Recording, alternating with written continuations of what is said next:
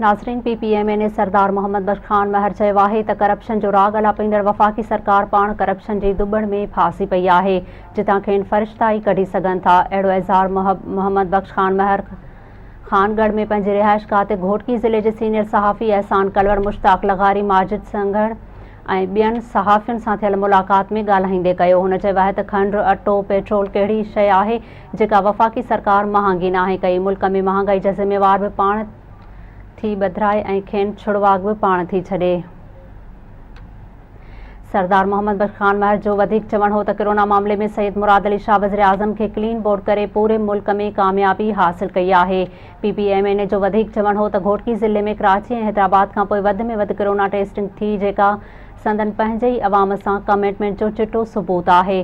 सहाफ़ियुनि जे पुछियल हिक सवाल जे जवाब में हुन चयो आहे त घोटकी ज़िले समेत जिथे बि पुलिस ऑपरेशन करे थी, उते पुलिस वारनि खे जदीद हथियार ॾिना वञनि, खेनि सिख्या ऐं सहूलियतूं ॾिनियूं वञनि जीअं सिंध मां ॾोहनि जो ख़ात्मो अची सघे। सरदार मोहम्मद बख्श खान महर जो चवणु हो त सियासी बुनियादनि बजाए मेरिट जे बुनियादनि ते भर्तियुनि जो क़ाइल आहे। सियासी बुनियादनि ते मिलंदड़ नौकरियूं अहिल नौजवाननि जो हक़ ते धाड़ो आहे ऐं अहिड़ो अमल कंहिं बि रीति क़बूलण जोॻो कोन्हे। संदसि वधीक चवणु हो त ज़िले अंदरि सिहत वारे शोबे में जेको कमु हले थो उन खां वधीक जी घुर्ज आहे ऐं सिहत जे बुनियादी सहूलियतुनि लाइ हू सिंध जे वॾे वज़ीर सां घोटकी सिहत पैकेज बाबति ज़रूरु ॻाल्हाईंदो।